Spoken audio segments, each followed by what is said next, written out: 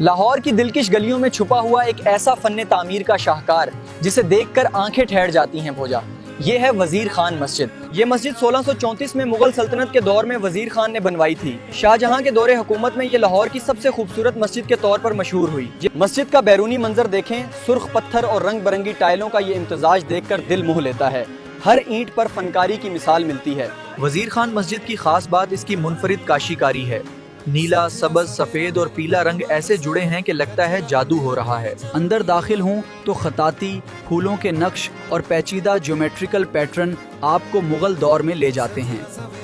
چاروں میناروں کی خوبصورتی، محرابوں کا انداز اور مسجد کا متوازن ڈیزائن اسے مغل فن تعمیر کا بہترین نمونہ بناتا ہے۔ آج بھی یہ مسجد نہ صرف عبادت گاہ ہے بلکہ لاہور کی ثقافتی اور تاریخی شناخت کا اہم حصہ ہے۔ ہزاروں سیاح روزانہ یہاں آتے ہیں اور اس کی خوبصورتی دیکھتے ہیں۔ وزیر خان مسجد لاہور کی روح ہے۔ اگر لاہور آئیں تو اسے ضرور دیکھیں۔ یہ جگہ صرف اینٹیں نہیں، تاریخ سانس لیتی ہے۔